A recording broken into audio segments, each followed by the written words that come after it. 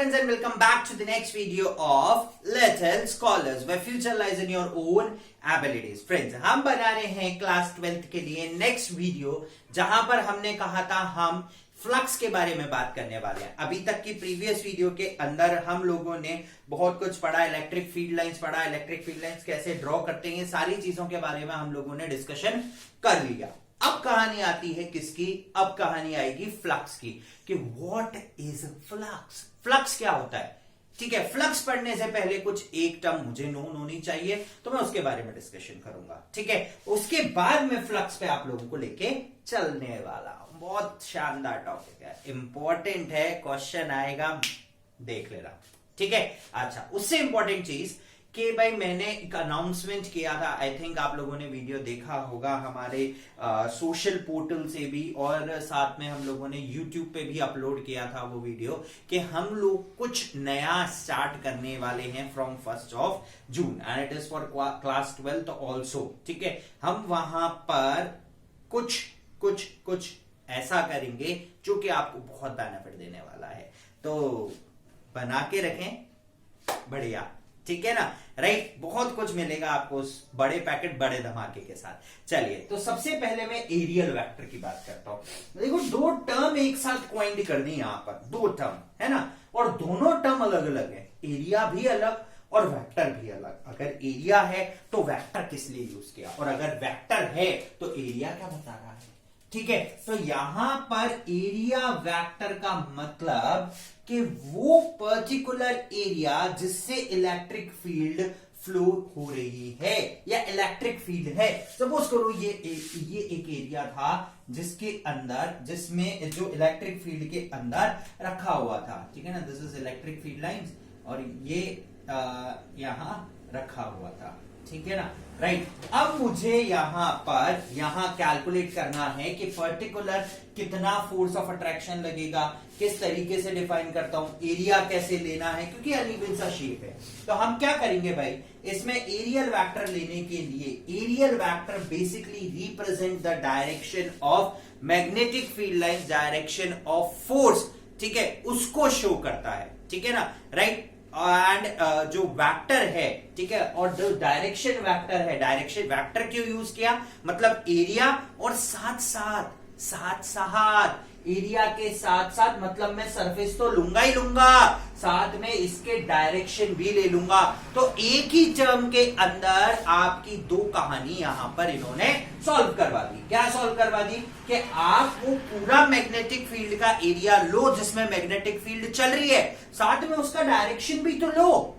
ये डायरेक्शन बताएगा कि किस डायरेक्शन में है। ठीक है, तो जनरली जो हम लोग लेते हैं, यहां पर हम लोगों को जो कंसिडर करना है, तो अगर सपोज करो ये है एरिया, ठीक है, और मैग्नेटिक फील्ड के अंदर रखा हुआ है, तो अगर मैं डायरेक्शन देखूंगा, it is always in the direction vector direction के लिए it is always in the perpendicular direction.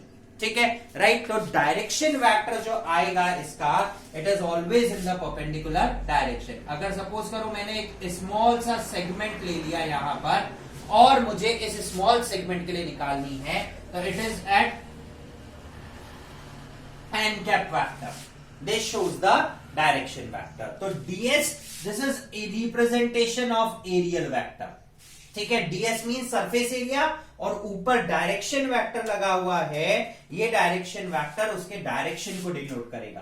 तो ये हुआ बेसिकली मेरे पास एरिया और ये उसका वेक्टर। तो this is what areal vector is equals to ds mean surface area and n cap vector. n cap vector is unit vector.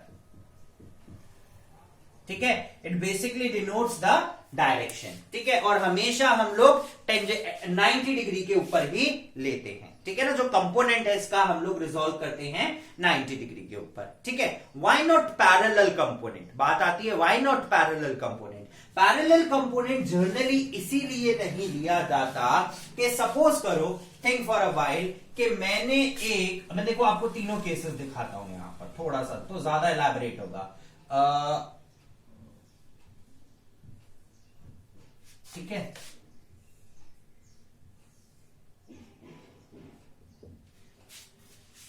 ये area है और ये रखा हुआ है मैग्नेटिक फील्ड में।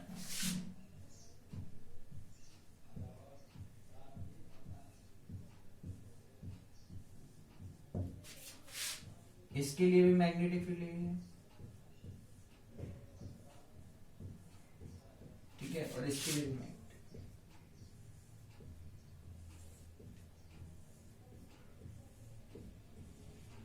ठीक है, these are the three cases. अब देखो, अगर मैं इसका डायरेक्शन लेता हूं तो इसका जो डायरेक्शन वेक्टर बनेगा 90 डिग्री एंगल, ये रहा, ये 90 डिग्री एंगल, ठीक है, राइट, ओके। दूसरा, अगर मैं इसका लेता हूं, it is somewhere in this, making an cap vector, making an angle, और इलेक्ट्रिक फील्ड इस डायरेक्शन में, so it basically makes an angle theta, ठीक है। एंड द थर्ड वन, अगर हम यहां देखें, and this is third one, तो ये थर्ड वन तो इसी के डायरेक्शन में, ठीक है, तो इसके ऊपर लगने वाला फोर्स 0 हो जाएगा, इसके ऊपर लगने वाला फोर्स मैक्सिमम हो जाएगा ड्राइविंग करने के लिए, ठीक है, और इसके ऊपर लगने वाला फोर्स कहीं मैक्सिमम और मिनिमम के बीच में लाई करेगा, ठीक है। तो बेसिकली आपका जो डायरेक्शन है वो बहुत इंपॉर्टेंट है। अगर आप पैरेलल टू मैग्नेटिक फील्ड रख दोगे, अगर हम पैरेलल टू इलेक्ट्रिक फील्ड रख देते हैं, तो इसके ऊपर जो भी चीज डेवलप्ड होगी, ठीक है, right, that is equal to 0। वो डेवलप्ड ही नहीं हो पाएगी क्योंकि वो उसी डायरेक्शन में, ठीक है। लेकिन अगर हम लोग 90 डिग्री इंक्लिनेशन पे रखते हैं या किसी पर्टिकुलर एंगल पे रखते हैं, then it has some effect, ठीक है, राइट, तो it has some effect, that is known as area vector. तो area vector is very much important, बहुत ज्यादा इंपॉर्टेंट है, ठीक है। चलिए नेक्स्ट टॉपिक लेके चलते हैं, that what is flux. Flux flux flux flux flux flux flux मतलब flow, tendency to flow. Flux is something like बहना, flux is something like flow, flux is something like output, flux is something like क्या generate हो रहा है, ठीक है। तो suppose करो हम शॉपिंग करने गए, है ना, शॉपिंग करने गए, क्रेडिट कार्ड डेबिट कार्ड सब भूल गए, सिर्फ वॉलेट लेके गए, ठीक है। वॉलेट हमने चेक किया and we found that we have 4000 rupees. कितने? 4000 रुपीज। मैं शॉपिंग करने गया, कपड़े खरीदने गया आउटलेट में, मैं क्या सोच के खरीदूंगा? वॉट आई विल थिंक, क्या सोचूंगा कि मुझे कपड़े खरीदने हैं सच दैट मेरी जेब में 4000 रुपए हैं, ना ज्यादा कम, that's not the matter of concern. मुझे सारे खत्म करने हैं, आई थिंक मुझे सारे खत्म करने हैं। आई हैव 4000 रुपीज, तो मुझे इन 4000 में ही शॉपिंग करनी है। तो यानी कि inside the pocket, inside the pocket, this is closed area, right, this is particularly pocket and this is something closed area। इस closed area के अंदर जितना amount of money होगा उतना ही आउटपुट में क्रिएट कर पाऊंगा, उतना ही मैं आउटपुट वहां पर जनरेट कर सकता हूं, उतने की ही मैं वहां पर शॉपिंग कर सकता हूं। तो the amount of money kept inside a closed area will decide the freedom level, will decide कितना फ्लो होगा, will decide कितनी शॉपिंग करेंगे, will decide आउटपुट कैसे क्रिएट करेंगे। तो यानी कि electric flux is something like the flow of electric field due to a charge kept inside a closed surface। Due to a charge, money is something like charge, ठीक है, close surface is pocket, the amount of money flows, the amount of shopping we can do, ठीक है। तो what is electric flux? एक close surface के अंदर एक कितना चार्ज रखा हुआ है, उसकी वजह से आउटपुट पे कितनी magnetic field lines create, sorry electric field lines create होंगी, कितनी lines will get flow, that is known as electric flux. Electric means charge, flux means flow, charge कितना है उसकी वजह से लाइंस कितनी फ्लो होंगी। So it's basically gives the relationship, it basically gives the relationship between the charge and the electric field line. Greater the value of charge, greater will be the electric field line. Greater the magnitude of charge, greater will be the electric field lines. That's it. That's a simple concept. तो जितना charge एक close surface में रखा है उतनी field lines. ठीक है, simple सी बात है। जितना amount of money we have in pocket that much of thing we can buy. उससे ज्यादा हाउ कैन आई बाय?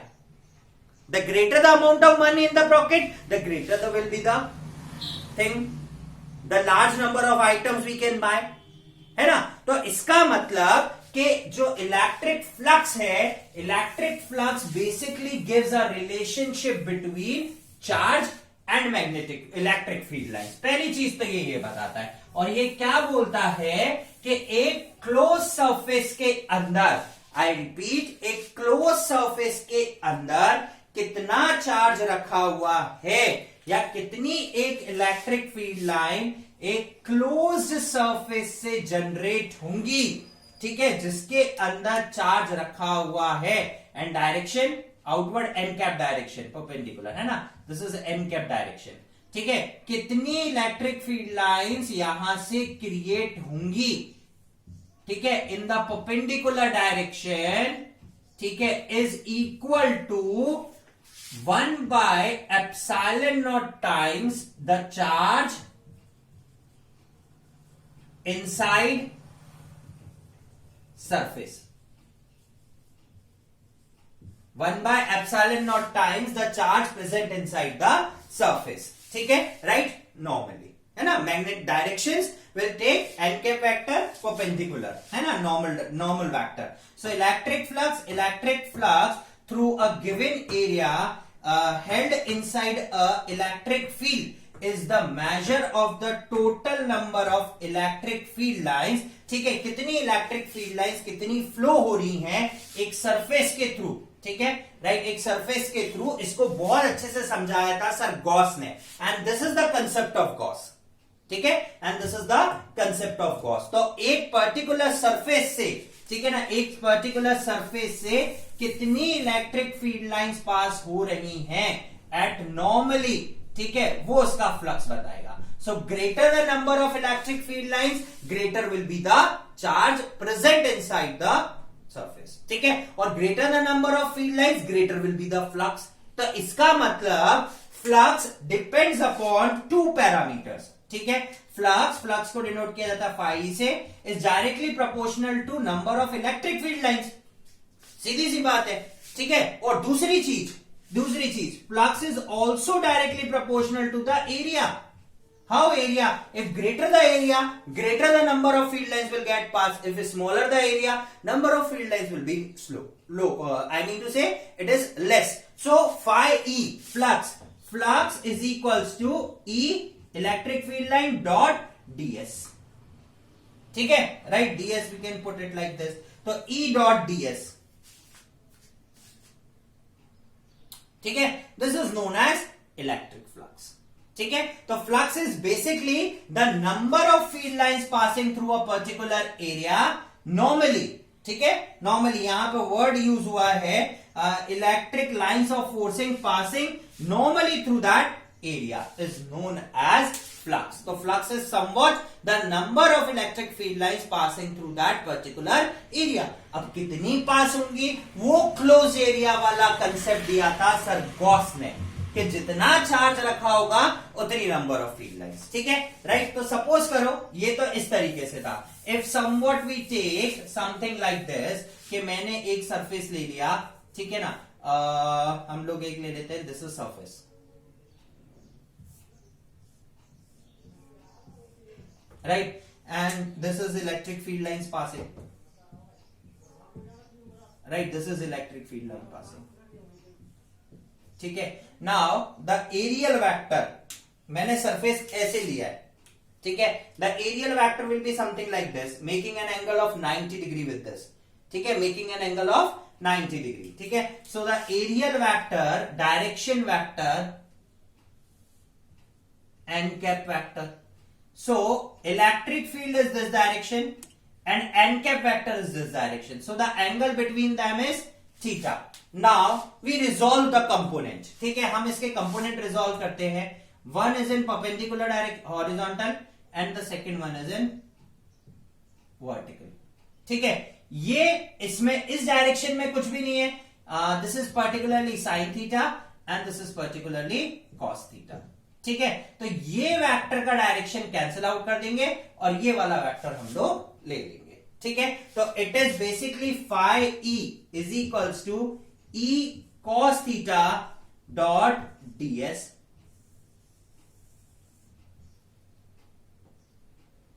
ठीक है, E cos theta is equals to ds। तो flux E dot ds cos theta।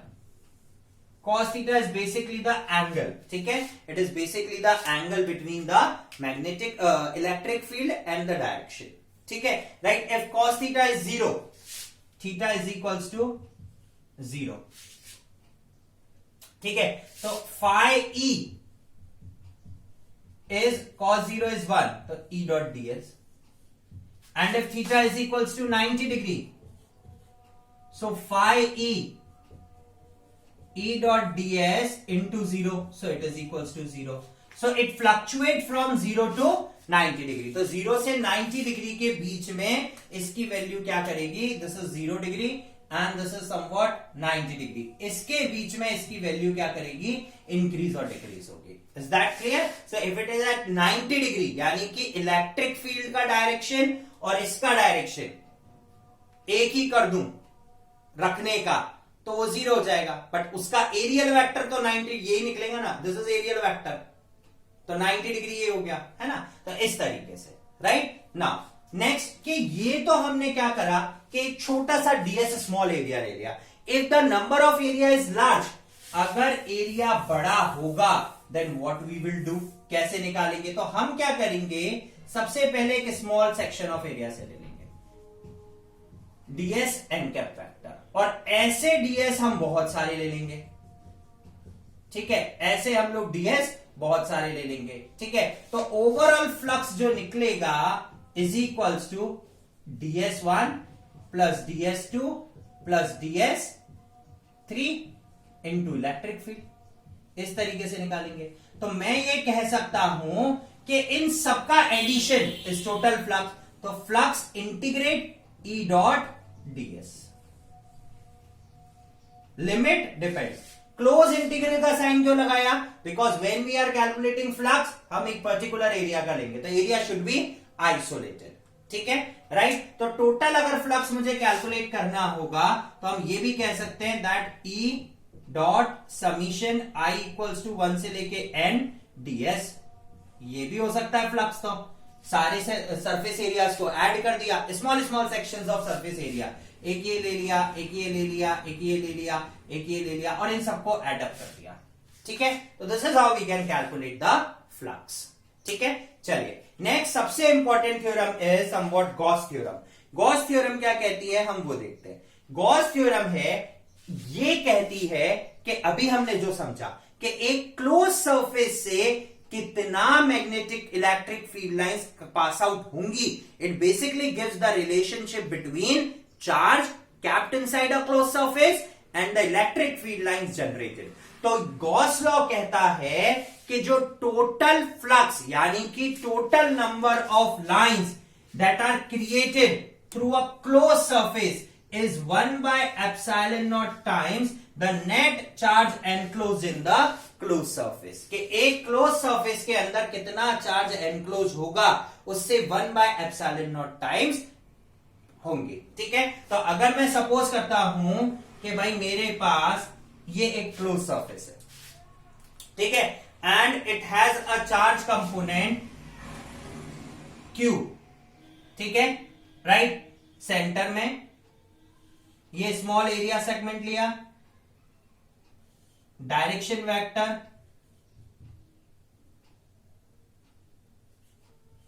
N cap vector. ठीक है, right. Now direction vector भी यही है, एन कैप वेक्टर भी यही है, so theta between them is 0। तो according to Gauss law Q charge अगर प्रेजेंट इनसाइड है तो इससे जो फ्लक्स जनरेट हो रहा होगा phi E is equal to 1 by epsilon naught the charge present inside the closed surface. So phi E is equals to Q by epsilon naught. It is equal to Q by epsilon naught, the total charge present inside the closed surface. ठीक है, ये हमारा क्या कहता है, Gauss law कहता है. ठीक है, तो गॉस लॉ के अकॉर्डिंग एक क्लोज सरफेस से कितना चार्ज पास हो सकता है, it totally depends upon the charge present inside the closed surface. Greater the value of charge, greater will be the flux created. Smaller the value of charge, smaller will be the flux created. तो electric flux, number of field lines कितनी बन रही हैं, depend on charge, completely depends on charge. ठीक है, तो अब हम इसकी वैल्यू कैलकुलेट करते हैं. ठीक है ना, तो flux is equals to E dot ds into cos theta. This is a formula for flux. This is closed surface. So theta is equals to 0 degree. दोनों एक ही वेक्टर, डायरेक्शन वेक्टर में. So phi E is equals to E dot ds. ठीक है, phi E is equals to E dot ds. ठीक है, right now we integrated. तो phi E ये small segment के लिए लिया था, integral of E dot ds. ठीक है, and what is electric field at that point? Electric field at that point is equals to 1 upon 4 pi epsilon naught. ठीक है, 4 pi epsilon naught Q by R square. R square is basically the distance. ठीक है ना, R square is basically the distance. ठीक है ना, तो ये डिस्टेंस में मान लेता हूं R.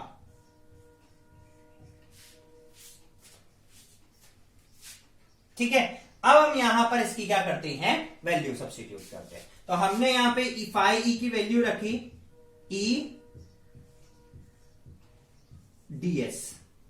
क्लोज सरफेस है, स्फेयर, स्फेयर का सरफेस एरिया क्या होगा, 4 पाई r स्क्वायर. इसका रेडियस कितना था, r स्क्वायर. तो phi E is equals to Q की E की वैल्यू डाली, Q upon 4 pi epsilon naught r square into ds था 4 पाई r स्क्वायर.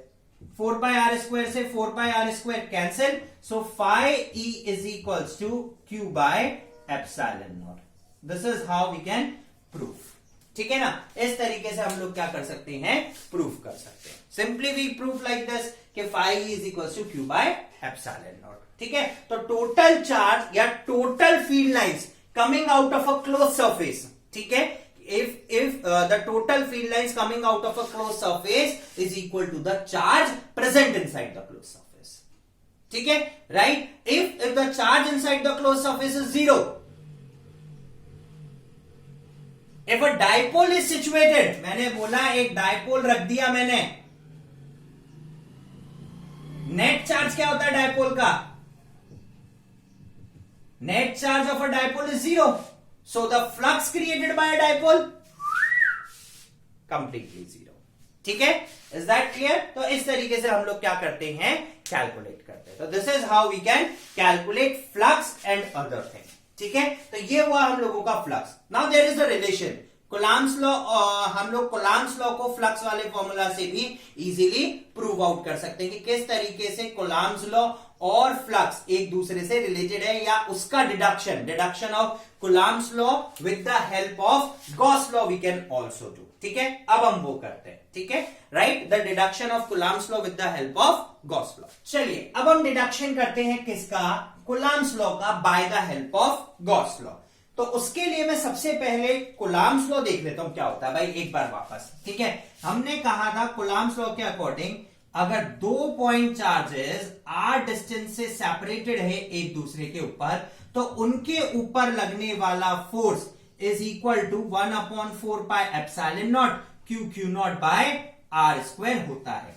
ठीक है, और गॉस लॉ के अकॉर्डिंग, दिस इज कोलॉम्स का लॉ. ठीक है, एंड गॉस लॉ के अकॉर्डिंग, गॉस लॉ कहता है कि गॉस लॉ के अकॉर्डिंग हम कह सकते हैं कि एक क्लोज्ड सरफेस के अंदर जो चार्ज रखा है उससे जो फ्लक्स लाइन क्रिएट होंगी, it is equal to 1 by epsilon naught times the total charge present inside the close surface. ये कौन कहता है? गॉस लॉ कहता है।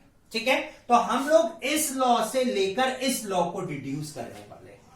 ठीक है, इस लॉ से लेके इस लॉ को हम लोग क्या करने वाले हैं? डिड्यूस करने वाले हैं।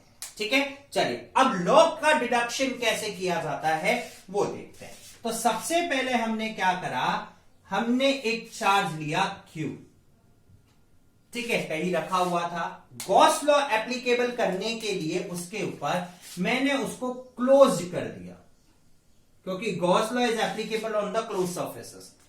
इसका जो डिस्टेंस था सेंटर से, दैट इज आर रेडियस। ठीक है, राइट। और अब हमने इसके ऊपर एक स्मॉल एरिया सेगमेंट लिया ds, आउटवर्ड डायरेक्शन। ठीक है, now electric field direction, this is direction vector इस सरफेस से। Now electric field direction is also this. तो दोनों के बीच का एंगल कितना हो गया? 0 degree. So according to flux generated, phi E is equals to E dot ds cos theta. ये फ्लक्स जनरेट होता है। सिंस थीटा मेरे पास 0 डिग्री है, दोनों सेम डायरेक्शन में है, तो phi E is equals to E dot ds। तो ये स्मॉल फ्लक्स जनरेट हुआ due to small surface area. तो अब पूरे से कितना फ्लक्स जनरेट हो रहा होगा? भाई इलेक्ट्रिक फील्ड लाइंस तो ले ली, अब पूरा सरफेस एरिया भी ले लेता हूं। So the net flux is